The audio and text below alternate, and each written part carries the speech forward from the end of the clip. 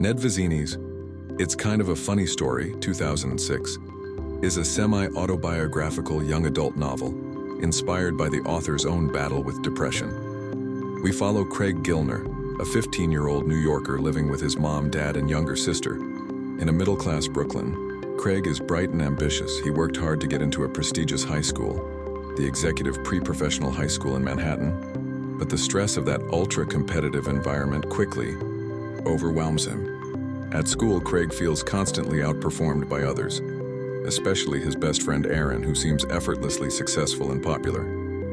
He also harbors a secret crush on Aaron's girlfriend, Naya, which fuels jealousy and loneliness. In short, Craig feels isolated and like a failure, despite outward success.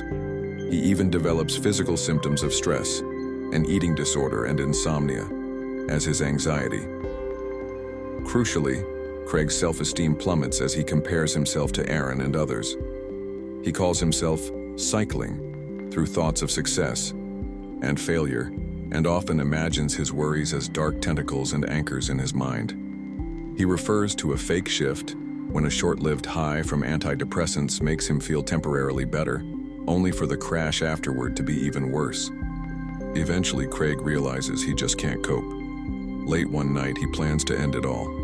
He walks onto the Brooklyn Bridge intending to jump, but at the last minute, he decides he really wants to live. He remembers a self-help book his mother gave him and replaces the jump with a phone call, dialing the National Suicide Hotline instead. The counselor on the line urges him to go to a hospital immediately. Reluctantly, Craig follows the advice. He shows up at the emergency room and is admitted to a psychiatric ward. In his own mind, he equates it to a loony bin, but as events unfold, he finds the truth is much gentler than he feared. Crisis and hospitalization. Craig's parents and school learn of his hospitalization, and they rally around him. Meanwhile, Craig is sent to 6 North, the adult psychiatric floor at the hospital. The teenage unit is under renovation. He initially feels out of place and embarrassed. The word loony bin even passes through his thoughts, but he soon discovers that the ward is far less harsh than its nickname suggests. Smitty, the day director, gives Craig a friendly orientation. Patients aren't locked in cages, they can leave on passes, and there's even a smoking lounge for those who want it. Craig himself doesn't smoke, but he's surprised it's allowed. From the start, the other residents on 6 North are a mixed but oddly welcoming bunch. Craig meets people of all ages and backgrounds.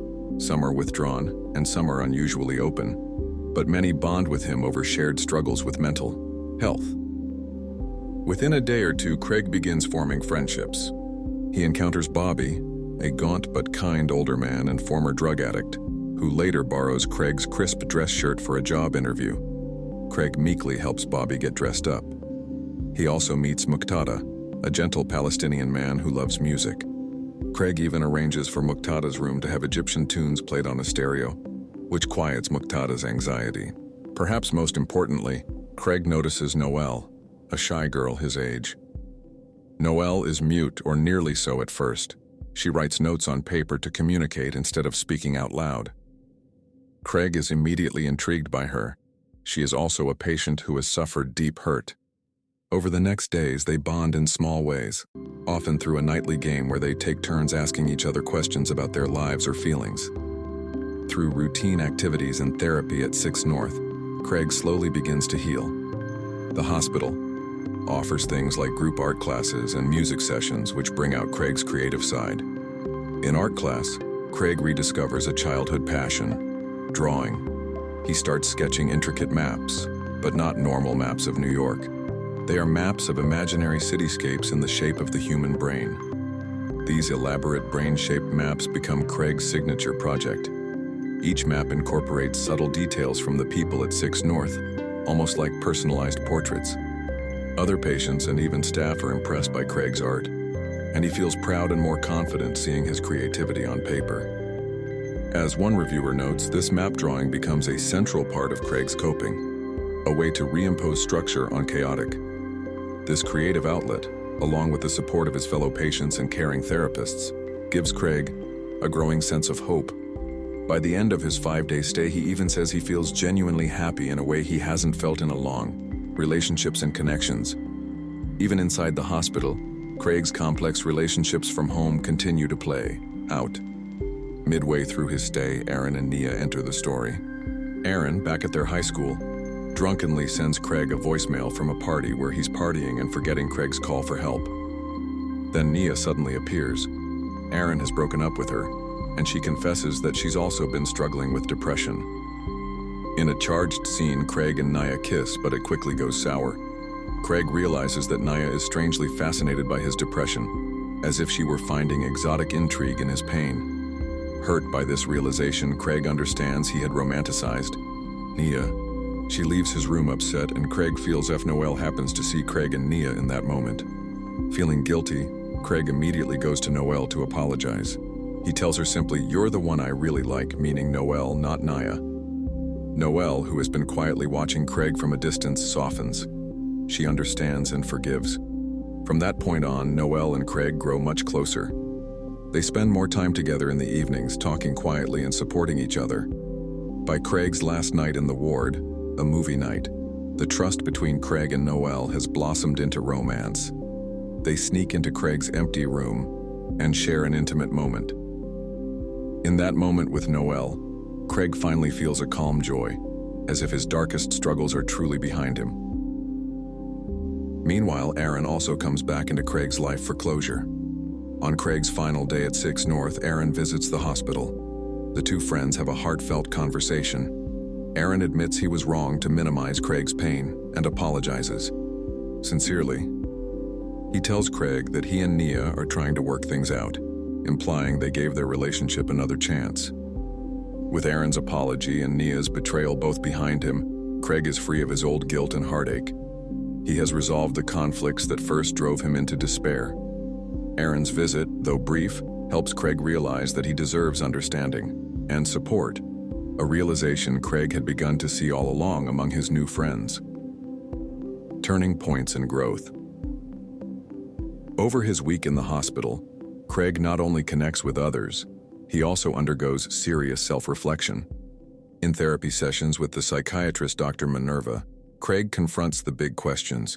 What does he really want from life? They discuss Craig's fears about going back to his intense high school. It occurs to Craig and his doctor that he doesn't have to return to the same stressful environment that nearly destroyed him.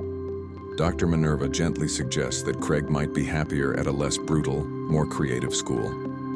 In fact, Craig always loved art, so transferring to an art-focused school is brought up as an option. This idea genuinely excites Craig. He can envision finally enjoying learning again through drawing and design. However, Craig is also realistic. He worries about how his parents will react to a sudden change of plans. His father, a practical man, has already hinted that he looks down on art school kids, even calling them messed up in conversation. This fear sparks one of Craig's biggest turning points. For the first time, he decides to stand up for his own needs. In a private talk with his doctor, Craig admits he wants to follow his passion. Encouraged by Minerva's understanding, Craig resolves to explain to his parents that art school will be better for his mental health and growth. This is empowering for Craig. He feels he is taking control of his life.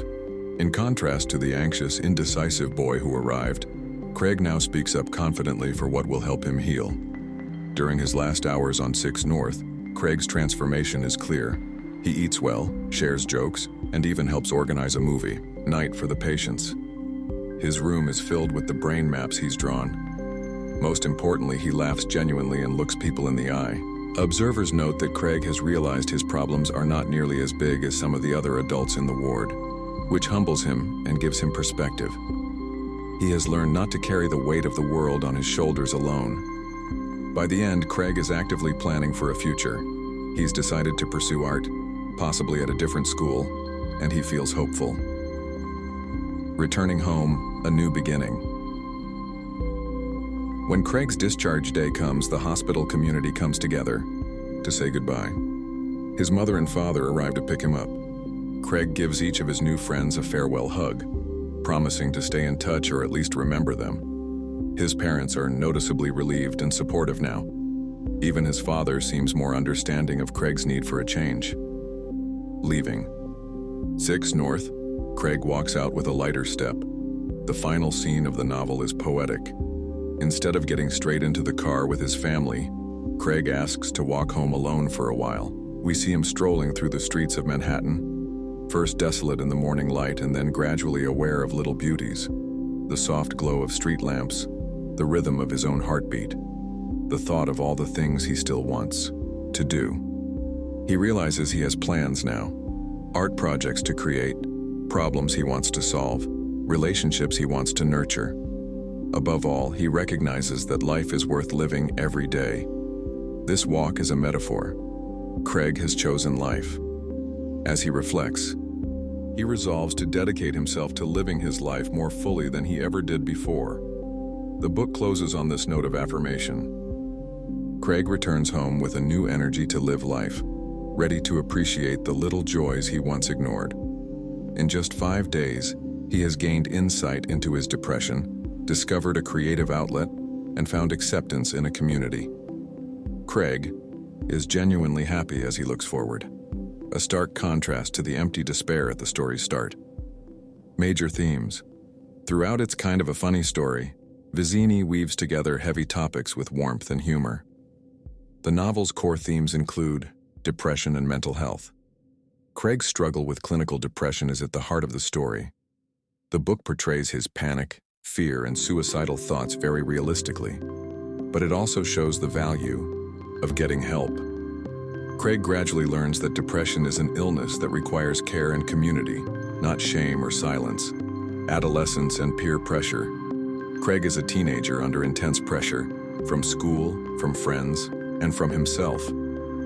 He feels alienated by his school's competitiveness and by comparisons to peers like Aaron. Critics note that the novel highlights how peer expectations can damage self-esteem. Craig's recovery involves rejecting the unhealthy pressure to be the best and instead accepting who he is, ambition versus authenticity. Initially, Craig believes success means excelling at his demanding high school, but his hospital experience helps him see that true ambition should align with personal interests and well-being. He learns to define success on his own terms, whether that means transferring to art school or simply being true to himself. As one analysis puts it, Craig ultimately understands that being oneself is key to recovery and happiness, friendship and community. The novel stresses that no one is alone. In 6 North, Craig meets people from very different backgrounds, and through them he realizes he isn't the only one suffering. The friendships with Bobby, Muqtada, and even Dr. Minerva give Craig a support network. His bond with Noel, in particular, shows healing through empathy and shared experience. These connections help Craig learn empathy in return. He discovers that all sorts of people are willing to form relationships with him once he stops isolating himself. Creativity and healing. Art, specifically Craig's map drawing, symbolizes personal expression and order. The story shows how creativity can be therapeutic. Drawing the maps gives Craig purpose and a way to make sense of his thoughts. It's also a vehicle for self-discovery, suggesting that pursuing passion, like art, can help heal emotional wounds. The novel suggests that artistic self-expression is a path to self-understanding, humor, and hope. Finally, despite its serious subject, Funny Story uses humor to underscore its themes. Craig narrates with a dry wit, and many scenes in the hospital are told in a lighthearted way. As one reviewer notes, Ned Vizzini manages to make the reader laugh even as Craig struggles, highlighting that there is always a bit of humor and hope, even amid pain. The book's tone shifts us from a place of despair toward one of uplift. It truly becomes a feel-good story in the end, complex yet light and funny, even when it's dealing with life and death issues. In summary, It's Kind of a Funny Story is an in-depth portrait of a young man's journey through mental illness to recovery. It covers Craig's entire arc, from initial breakdown through healing among new friends to his final step into a hopeful future. Along the way, it tackles big questions about adolescence, expectation, and identity. Vizzini's novel leaves readers with the message that even in our darkest moments, there can be understanding, community and a way forward.